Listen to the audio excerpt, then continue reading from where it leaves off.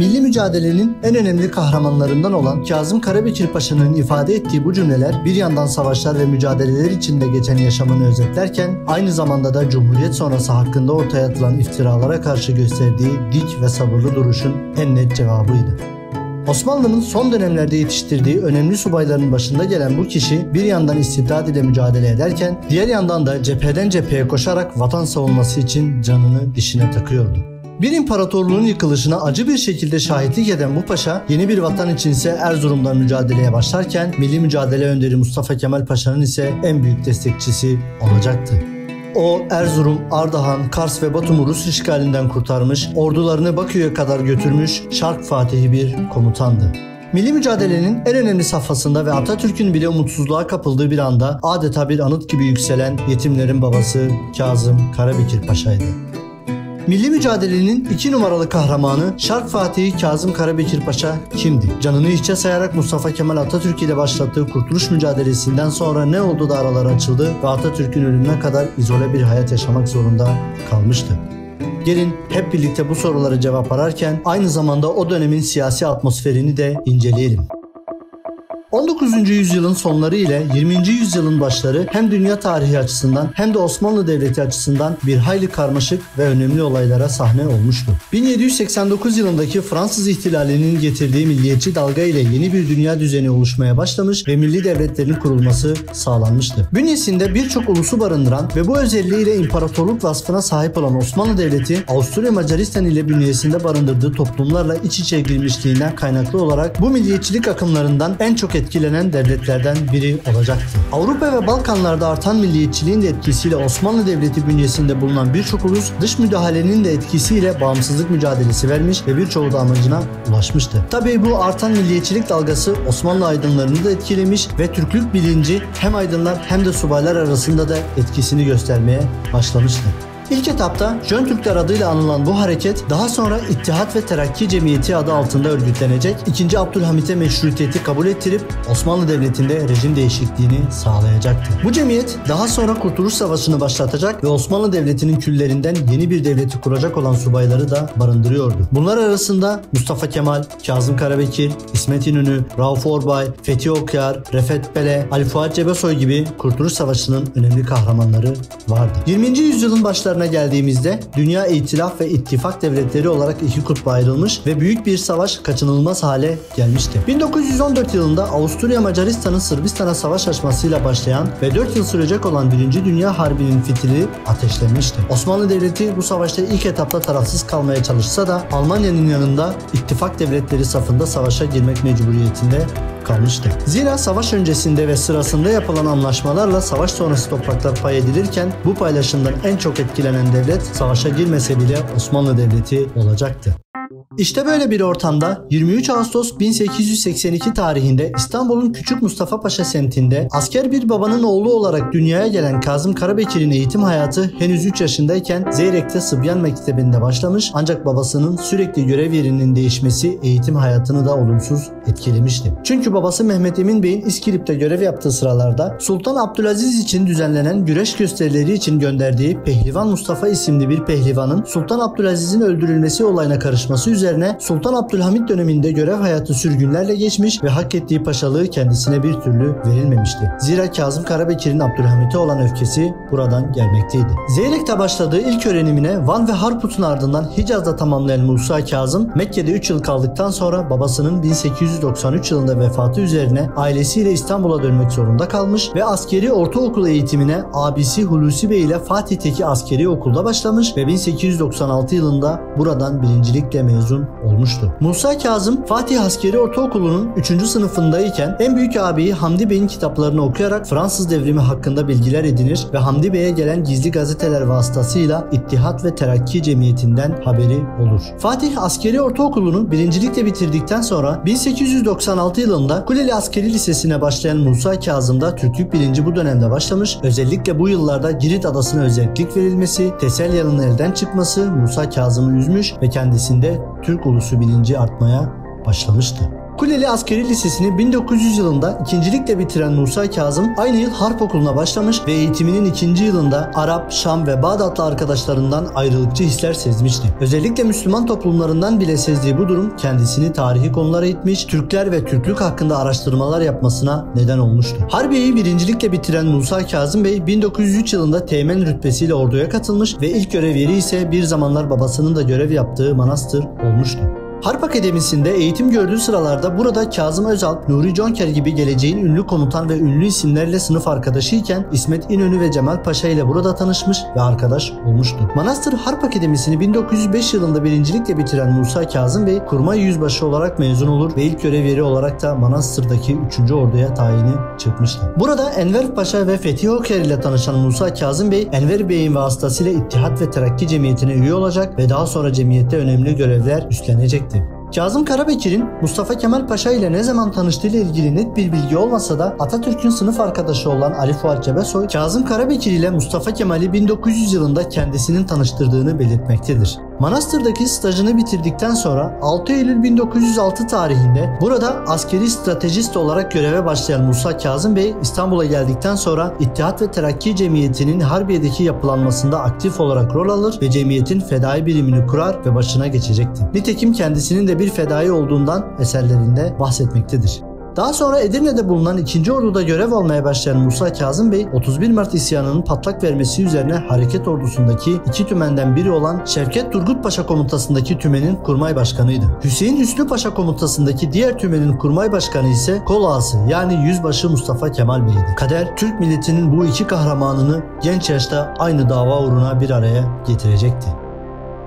1912 yılında binbaşı rütbesine terfi ettirildiği sıralarda Balkan Savaşları'nın patlak vermesi üzerine Edirne Kalesi'nde görev alan Musa Kazım Bey, uzun süren direnişin ardından açlık ve cephanesizlikten dolayı direniş kırılırken kendisi de 1913 yılında Bulgarlara esir düşecekti. Yaklaşık 5 ay Bulgar esaretinde kaldıktan sonra Bulgarlarla yapılan İstanbul Anlaşması'ndan sonra esaretten kurtulmuş ve İstanbul'a dönmüştü. Ancak Kazım Karabekir ve bu nesil için durmak, dinlenmek alın yazılarında yoktur. Balkan Savaşları'nın etkisi geçmeden patlayan 1. Dünya Savaşı'nda ilk olarak İran Harekatı'na görevlendirilen Musa Kazım Bey, daha sonra İstanbul'a 14.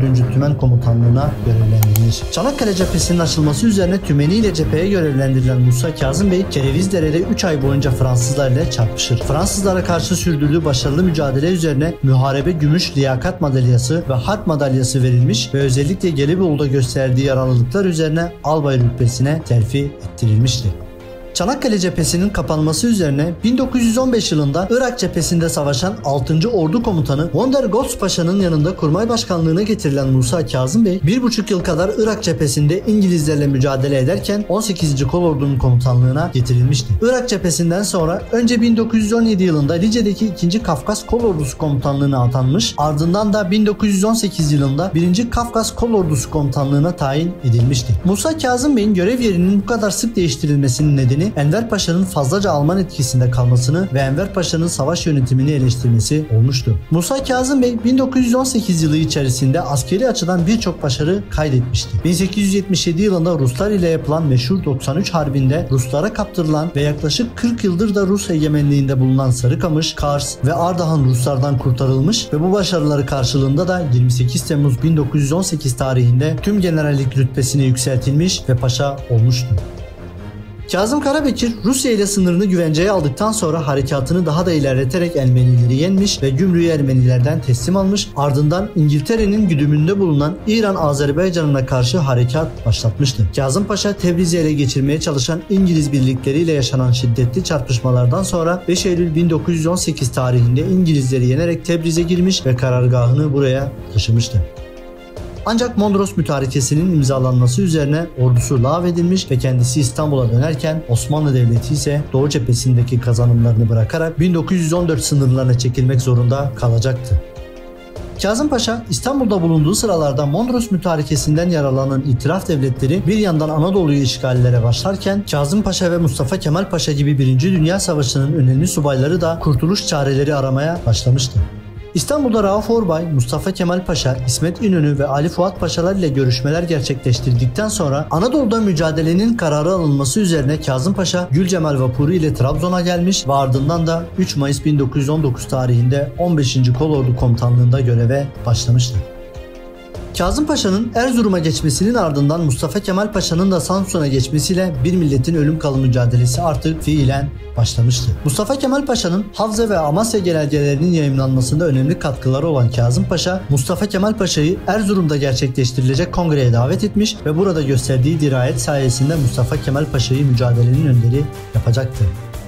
Şüphesiz ki Erzurum Kongresi milli mücadelenin en önemli safhalarından birini oluşturmaktaydı. Kongre başlamadan önce İstanbul ile Mustafa Kemal Paşa arasındaki ipler iyice gerginleşmişti. İstanbul hükümeti çekilen telgraflar neticesinde bir sonuç alamayınca Mustafa Kemal Paşa'yı görevinden azledildiğini telgrafla iletmiş ve acilen İstanbul'a gelmesini emretmişti. Bunun üzerine görevinden istifa eden Mustafa Kemal Paşa sivil bir vatandaş olarak kongrenin başlamasını beklerken Kazım Karabekir Paşa'ya da Mustafa Kemal Paşa'nın tutuklanıp İstanbul'a getirilmesi emredilmişti.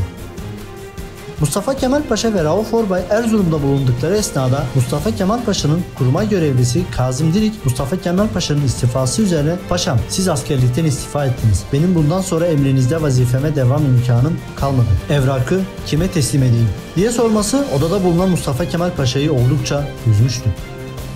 Mustafa Kemal Paşa, Rauf Orbay'a "Devlet makamının önemini gördün mü Rauf Bey?" diyerek sitemini belirtirken Kazım Karabekir Paşa'nın yanında askerlerle eve geldiği haberi odada soğuk duş etkisi yaratırken Mustafa Kemal Paşa ise tutuklanacağını düşünüyordu. Eve ulaşan Kazım Paşa asker selamı verdikten sonra bir ulusun ve milli mücadelenin kararını değiştirecek şu cümleleri sarf edecekti. "Kumandamda bulunan subaylar ve erlerin hürmet ve saygılarını arza geldim. Siz bundan evvel olduğu gibi bundan böyle de muhterem kumandanımızsınız. Kolordu komutanına mahsus araba ile mahiyetinize bir takım süvari getirdim. Hepimiz emrinizdeyiz." Bu kelimeler üzerine Mustafa Kemal Paşa çok duygulanmış ve kendisine sarılarak Kazım Karabekir Paşa'yı defalarca öperken Mustafa Kemal Paşa'nın mücadelenin lideri olmasının önü sonuna kadar açılmıştı. 23 Temmuz 7 Ağustos 1919 tarihleri arasında gerçekleştirilen kongrede Mustafa Kemal Paşa, Kazım Karabekir Paşa'nın da destekleriyle kongre başkanı seçilmişti. Erzurum'daki kongreden yaklaşık bir ay sonra 4 Eylül'e gerçekleştirilen Sivas Kongresi ile mücadelenin altyapısı tamamlanmıştı. Bu esnada Erzurum'dan kongreyi yakından takip eden Kazım Karabekir Paşa, Mustafa Kemal Paşa ile sık sık iletişim halinde bulunurken İngiliz destekli Ermeni Taşnak yönetimi Doğu Anadolu'daki saldırılarına devam ediyordu.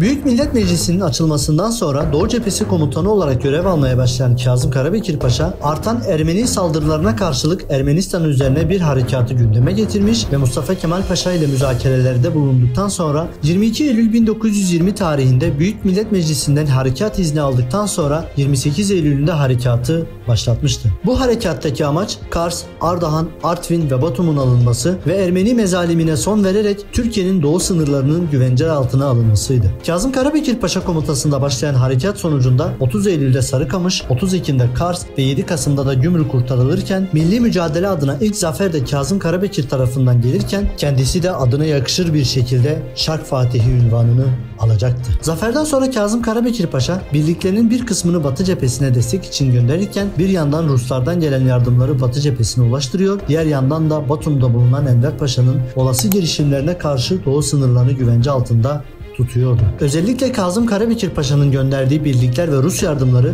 milli mücadelenin kazanılmasında hayati rol oynayacaktı.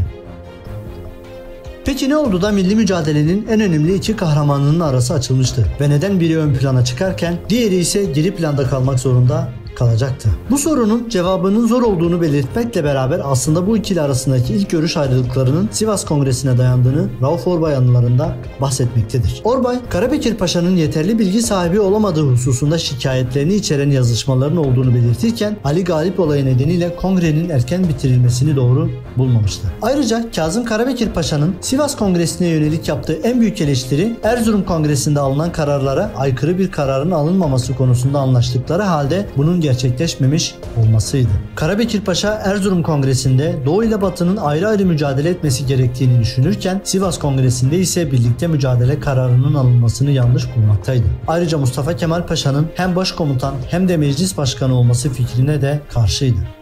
İkinci bir ayrılık konusu ise mücadeleden sonra yaşanan gelişmelerdi. Bu ikili her ne kadar saltanatın kaldırılması konusunda ortak bir karar almışlarsa da Cumhuriyet'in ilanı ve halifeliğin kaldırılması konusunda farklı görüşleri savunuyorlardı. Ayrıca milli mücadeleden sonra alınan kararlarda ikinci plana itildiğini düşünen Kazım Karabekir Paşa, alınan kararların kendisine danışılmadan alınmasına kırılmıştı.